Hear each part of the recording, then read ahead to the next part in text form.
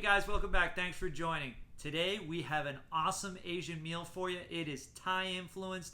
It is Thai peanut chicken. Who doesn't love that? It is draped over jasmine rice. We're going to have coconut milk inside the rice, some cilantro, some lime juice. This is a meal you're going to love to share with your family. The kids are going to love it. Let's do this.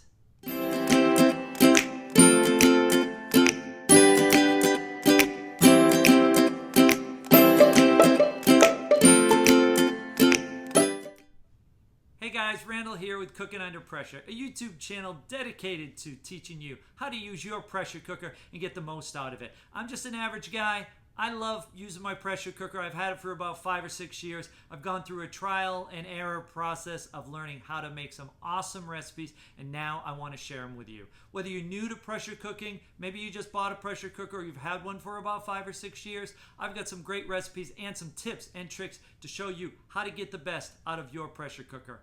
If you would like, please subscribe below, give me some likes, give me some comments, whatever you want to do. We've got a great recipe coming up. Let's do this. Hey guys, we're taking you to Asia today. We have an awesome Thai infused meal. We have chicken, peanut chicken. Who doesn't love peanut chicken? Peanut sauce all over chicken with coconut rice, lime juice. We've got some cilantro. I'm going to throw some onions and some mushrooms in there and some peppers. It is a fantastic recipe. I love this recipe. I was fortunate to spend a couple of months in Thailand way back in the day. I got to backpack through Thailand, had a lot of curries, a lot of spicy food. This is not a very spicy dish. You can make it spicy if you'd like, but it is very flavorful, super easy to make in the pressure cooker. It doesn't take any time at all. Your family's going to be really happy with this one. What do we have to start out with? Always go with the rice. This is a meal that you can cook all together. You know I did the Japanese rice video. This one is jasmine rice. So what we're going to start with is 1.5 cups of jasmine rice. Pretty straightforward. So I like to use my jasmine rice whenever I'm making curries or any type of Thai food. We're going to go with approximately 1.5 cups of jasmine rice. Jasmine rice is very reasonably priced. You can buy it at any grocery store. So we're going to throw the jasmine rice in there. Now, if you guys remember my Japanese video, we don't want our rice to stick, and we're going to be cooking this meal with the chicken and the vegetables. So we want the chicken to come out very tender, and we want the rice not to stick. So remember, a little bit of olive oil goes a long way. 1, 2, 3, 4, 5. I usually do about 2 or 3 tablespoons of olive oil. Also butter or margarine, probably 2 tablespoons, but I don't tend to measure this. I just toss it in there. So we've got a nice dollop. As you know, I like Kerrygold, grass-fed cows. We are going to mix that up a little bit, and I already have, remember it's 1-to-1 folks, 1.5 cups of your liquid and 1.5 cups of the rice. So I have 1 cup of water and 1/2 cup of coconut milk already pre-mixed, just to speed things up. So we've got 1.5 cups here, 1.5 cups right inside here. We'll pour that in, mix it all up, get it nice and blended. I like mushrooms in pretty much anything I cook. If you don't like mushrooms, you don't have to add them. I like to just grab a can of mushrooms, toss them in there. I've already got some onions pre-cut. I like to throw some onions in there. And this is a nice little shortcut. I don't know if you've seen these little bell pepper rings. They're called sweet pepper rings. Yellow peppers, orange peppers, red peppers. I like a little bit of peppers in anything I make it as well. So it costs a little bit extra. You can buy them whole and cut them up a little bit cheaper, but this is super quick. Also, if you have a microplaner, you can get these at a kitchen store. I like to microplane a nice piece of garlic right into my rice and toss that right in. Also, I already have a fresh piece of garlic that's already been trimmed up. I'm going to microplane this as well, and only takes about a second. It gets all of that nice meaty ginger right into the dish. So we got some garlic and some ginger. This is going to be a lime rice. You guys know, throw these limes right into the microwave. Take a look at this. You'll see how it works. So I just popped the lime in the microwave for approximately 12 seconds. Make sure your microwave is clean. I washed mine before I did this. My wife will be happy about that. But about 12 seconds, and you will see how juicy this lime becomes. The juices will be dripping out of this. So I suggest, like I mentioned, 12 seconds. We're going to put it here on a cutting board. Now the trick here is to take your palm and rub back and forth about 3 or 4 times on the lime to redistribute the juices, or they'll come squirting out all over the place. And now we'll cut this right in half. Look at the juices spilling out of that. Look at how easily you can get the juice from this lime. We're going to use these in our cocktails and in our recipes. Great trick to get more juice out of your limes. Now we're going to put the juice of the lime right in, half a lime, throw the lime right in. I'm going to do another one. I like it a little bit on the lime side, if you want to put it that way, but you can do a whole lime. Just squeeze the lime juice right in there, and you can throw the whole lime in there. You'll be taking that out once we finish up. Finally, you've got your chicken tenderloins. These cook really fast, which is nice. Before we throw those in, let's just stir this up a little bit. Make sure you wash your limes before you put those in there, folks. So we're going to stir that up a little bit. I'm just going to lay these fresh tenderloins. Now you can put these in frozen, or these happen to be fresh. These are unfrozen. I just bought these yesterday. I'm going to lay them right on top of the vegetables.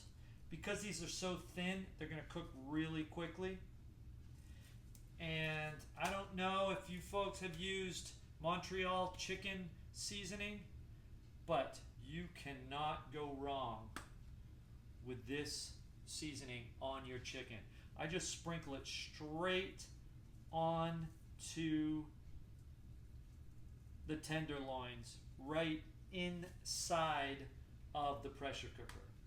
And that's about it. I've already chopped up some cilantro. We're going to put this on as well at the end, but you can put a couple of sprigs in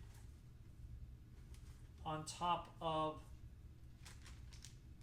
the tenderloins before you lock everything up. That's it. Super quick, super easy. There's going to be a lot of flavor coming from this. What's nice about this dish is, if you've got the Power Pressure Cooker XL, what I normally do, plain and simple, I just hit the rice and risotto button, 6 minutes, and then I just hit the adjustment button. Because the tenderloins are so thin, this will cook in about 10 minutes. Now that's cook time, folks. Remember that. 10 minutes cook time. It's going to take approximately probably 10 minutes to get up to pressure. Make sure you close your pressure release valve, and then once it gets the pressure, your pressure indicator will pop on your pressure cooker. From that point on, 10 minutes to cook. I like a natural release. I like the flavors to marry together. So probably, I'm not sure, 10 to 12 minutes, I'm guessing, is what it's going to take for the natural release. If you got to eat right away, you can let go of that pressure immediately, but I like the natural release. So we've got it warming up right now. Of course, I always cook on high. Whatever pressure cooker you are using, make sure you put it on high. That's about it. We are going to let this get up to pressure. I'm going to take you into my cocktail of the day, And then we're also going to show you how to make the peanut sauce that's going to be drizzled all over this awesome chicken meal. So our pressure cooker is still getting up to pressure.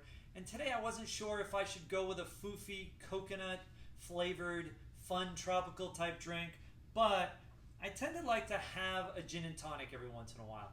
And I love Hendrick's gin. I don't know if you drink Hendrick's. It's a little bit on the pricey side. I only drink it on special occasions. Today's a special occasion. I'm making a fantastic meal for you. But because we're doing so much with the limes, squeezing some limes inside of today's meal, squeezing some limes inside of the Hendrick's and tonic, or squeezing the limes in the peanut sauce. The theme was limes, so I'm going with limes. Hendrick's, this is the gin that I like. Mix it up with a little bit of tonic and some really juicy limes. Of course, you've already put them in the microwave. That's the cocktail for today. Enjoy, folks. All right, our rice and chicken has finished cooking. I'm going to let it come down to a natural release, probably around 15 or so minutes. If you wanted to eat it right now, you could definitely do a quick release, and that would take about a minute, minute and a half. But first, I am going to show you my own peanut sauce recipe. This one I came up with on my own through trial and error. Tried a few different recipes. I like it a little bit spicy, but you can use store-bought peanut sauce. If you go to the Asian section of any store, you can get it in a bottle, and it will work as well. However, this one I think you will absolutely love. The first thing I do is Peter Pan's creamy whipped peanut butter is the peanut butter that I prefer. I do probably about 1/4 of a cup if we're gonna probably fill this entire or cover this entire meal that we came up with, because we've got 1.5 cups of rice in there plus about 6 or 7 tenderloins. So 2 huge spoonfuls, probably about 1/4 cup of peanut butter. Now, I will put these measurements on my YouTube channel, but as you guys know, I tend to just eye a lot of things. So this is probably about 1 tablespoon of soy sauce. This is Korean soy sauce. You can get Kikkoman's Japanese soy sauce. This is a quite good brand of soy sauce. This is mirin, very sweet. It's sweet cooking rice wines, Japanese. I tend to use this instead of using brown sugar. I just prefer this. It's also in a liquid form. I do about close to 1 tablespoon of this as well. Just probably 1 teaspoon of sesame oil for flavor. That adds a really nice flavor. You guys know I like to kick it up. So we have here the chili garlic sauce. I do probably about a good teaspoon of this. It makes it nice and spicy, gives it a good little bite. And squeeze half the juice of a lime into the bowl. Last but not least, this is kind of my secret weapon. Born and raised in New Hampshire, this is actually Vermont maple syrup, but I do close to about 1 tablespoon, a little less than 1 tablespoon of maple syrup.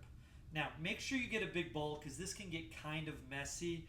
I usually just kind of grind this together to start out, and then make sure you use a whisk, and you can see it's a little coagulated right now, but within 10 or 20 seconds, you will see this peanut sauce come together very, very nicely. It will get super creamy and almost look like a peanut butter frosting.